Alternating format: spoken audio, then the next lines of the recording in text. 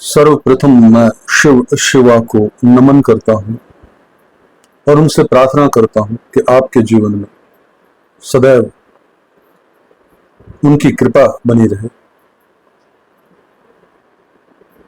आइए शुरू करते हैं शिव पुराण के कैलाश संहिता की इस कथा को और जानने का प्रयास करते हैं कि इस कथा के माध्यम से ऋषि मुनि हमें क्या संदेश देना चाहते हैं। आज का टॉपिक है यति के अंत्येष्टि कर्म की दशाह पर्यंत विधि का वर्णन। वामदेव जी बोले, जो मुक्त यति है उनके शरीर दाह कर्म नहीं होता, मरने पर उनके शरीर को गाड़ दिया जाता है।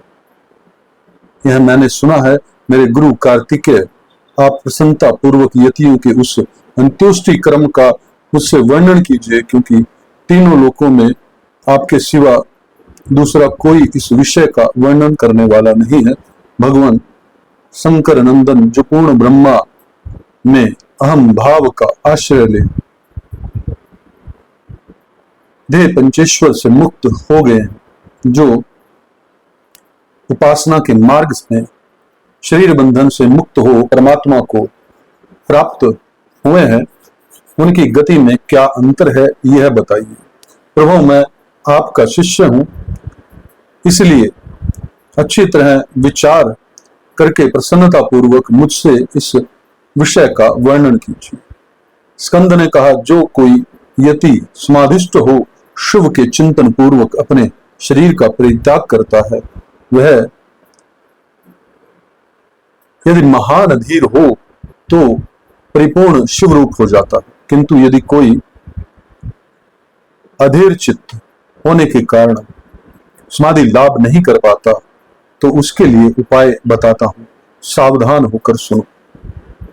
वेदांत शास्त्र के वाक्यों से जो ज्ञाता, ज्ञान और ज्ञेय इन तीन पदार्थों का परिज्ञान होता है, उसे गुरु के मुख से सुनकर यति यम नेमादि रूप योग का अभ्यास करे। उसे करते हुए वह भली भांति शिव के ध्यान में तत्पर रहे। मुने उसे नित्य नियम पूर्वक प्रणव के जप और अर्थ चिंतन में मन को लगाए रखना चाहिए।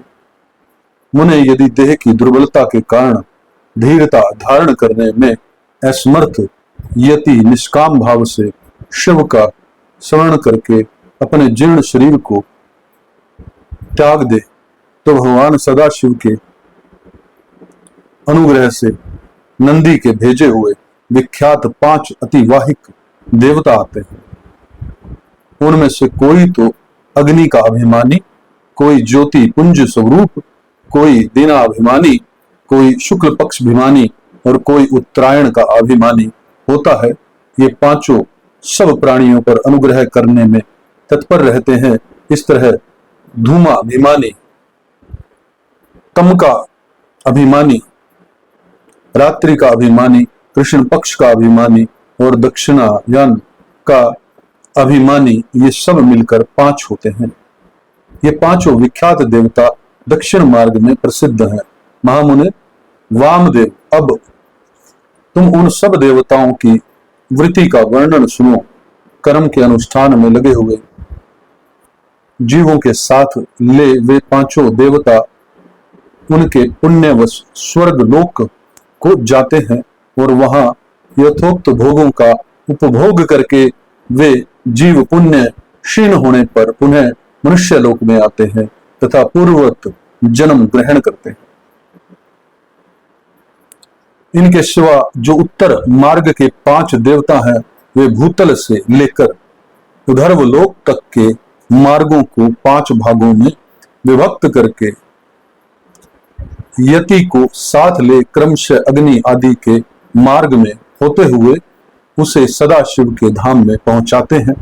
वहां देवाधिदेव महादेव के चरणों में प्रणाम करके लोकानुग्रह के क्रम में ही लगाए गए वे अनुग्रहकार देवता उन सदाशिव के पीछे खड़े हो जाते हैं। यति को आया देख देवाधिदेव सदाशिव यदि वह विरक्त हो तो उसे महामंत्र के तात्पर्य का उपदेश दे गणपति के पद पर अभिषिक्त करके अपने ही समान शरीर देते हैं। इस प्रकार सर्वेश्वर सर्वनियंता भगवान शंकर उस पर अनुग्रह करके उसे अनुग्रहित करके निश्चल समाधि देते हैं। अपने प्रति दास्य भाव की फल स्वरूपा तथा सूर्य आदि के कार्य करने की शक्ति रूपा ऐसी सिद्धियां प्रदान करते हैं जो कहीं अवरुद्ध नहीं होती। साथ ही वे जगत गुरु शंकर उस यति को वह परम मुक्ति देते हैं जो ब्रह्मा जी की आयु समाप्त होने पर भी पुनरावृत्ति के चक्कर से दूर रहती है। अतः यही समष्टिमान संपूर्ण ऐश्वर्य से युक्त पद है और यही मोक्ष का राजमार्ग है, ऐसा वेदांत शास्त्र का निश्चय है। जिस समय यति मरणासन हो, शरीर से स्थिर हो जाए, उस समय उस श्रेष्ठ संप्रदाय वाले दूसरे यति अनुकूलता की भावना ले उसके चारों ओर खड़े हो जाएं। वे सब वहां क्रमशः प्रणव आदि वाक्यों का उपदेश दें, उनके तात्पर्य का सावधानी और प्रसन्नता के साथ सुस्पष्ट वर्णन करें तथा जब तक उसके प्राणों का लय न हो जाए तब तक निर्गुण परम ज्योति स्वरूप सदाशिव का उसे निरंतर स्मरण कराते रहे। सब रतियों का यहाँ समान रूप से संस्कार क्रम बताया जाता है। सन्यासी सब कर्मों का त्याग करके भगवान शिव का आश्रय ग्रहण कर लेते हैं, इसलिए उनके शरीर का दाह संस्कार नहीं होता और उसके न होने से उनकी दुर्गति नहीं होती। सन्यासी के शरीर को दूषित करने वाले राजा का राज्य नष्ट हो जाता है, उसके गांव में रहने वाले लोग अत्यंत दुखी हो जाते हैं। इसलिए उस दोष का परिहार करने के लिए शांति का विधान बताया गया है।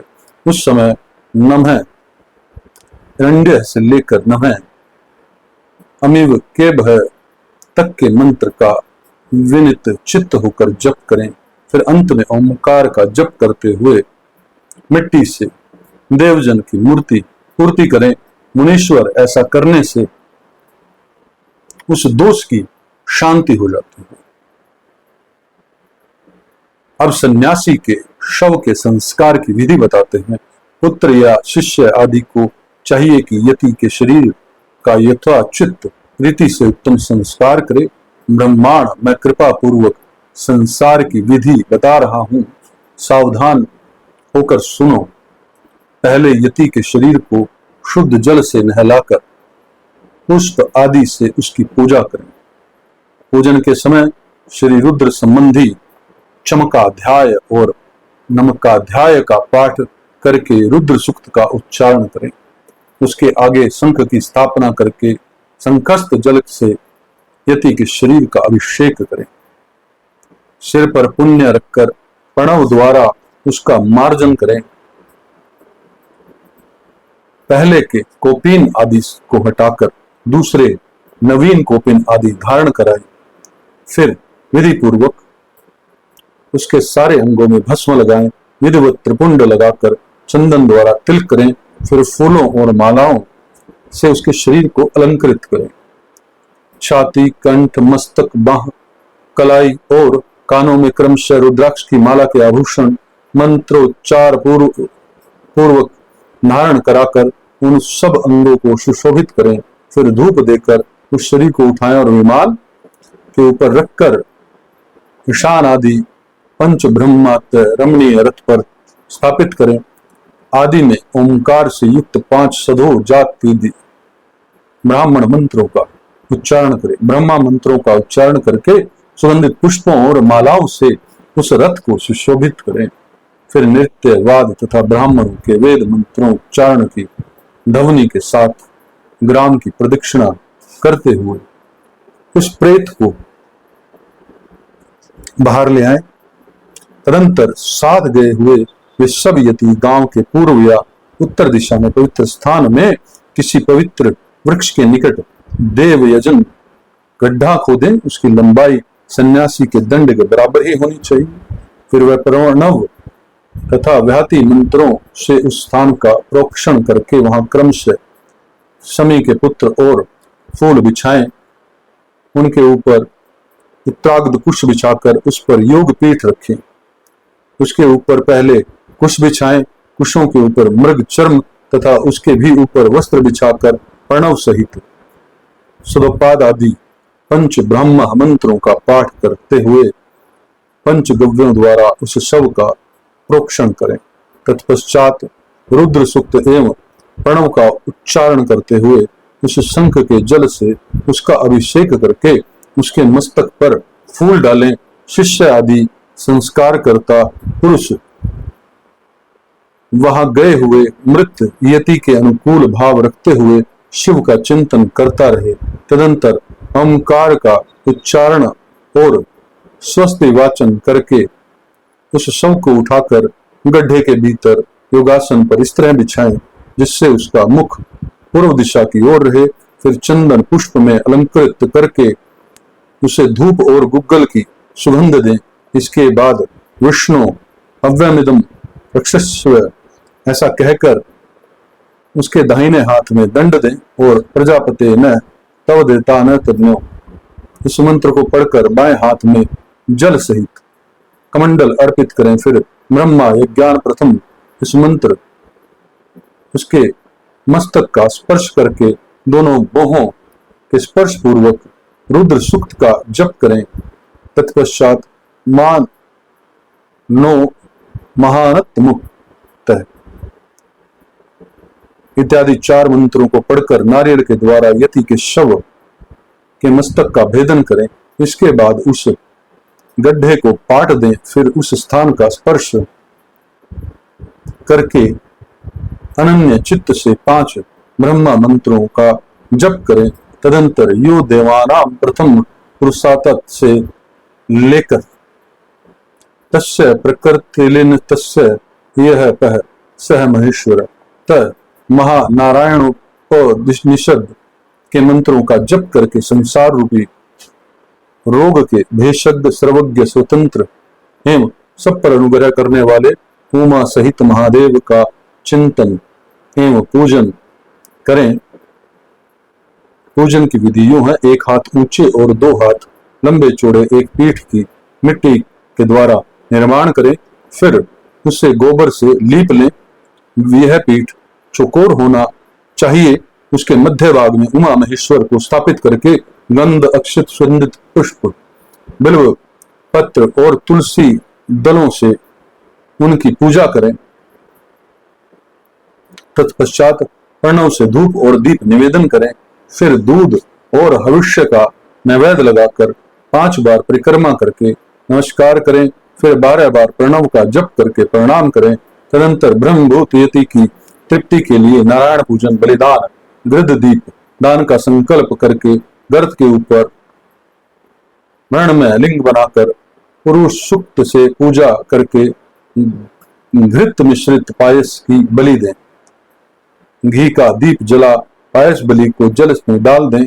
तत्पश्चात दिशा विदिशाओं के क्रम से प्रणव के उदाहरण पूर्वक ओम ब्रह्माणे नमः इस मंत्र से ब्रह्मभूत यति के लिए शंख से 8 बार अधर्य जल दें। इस प्रकार 10 दिनों तक करता रहें। मुनि श्रेष्ठ यह दशा हतक की विधि तुम्हें बताई गई है। जब यतियों के एकादश साह की विधि पहली बात तो ये कहूंगा कि ये विधि शायद आपके जो है लिए नहीं है, लेकिन नॉलेज के लिए ये आप सुन सकते हैं कि यति को क्या क्या करना चाहिए और उसके देह त्याग देने के बाद फिर क्या प्रक्रिया होती है। मंत्र जो भी है वो मैं इनको सही ढंग से प्रोनाउंस कर पा रहा हूं या नहीं ये मैं नहीं जानता, तो इन मंत्रों का उपयोग नहीं करें और स्वयं किसी सिद्ध गुरु के द्वारा जो है इन मंत्रों को आप धारण करें। अगर यह आपके काम की कथा है तो भगवान शिव देवी शिवा आप पर सदैव कृपा बनाए रखें, यही मेरी प्रार्थना है। ओम ओम शिवाय नमः।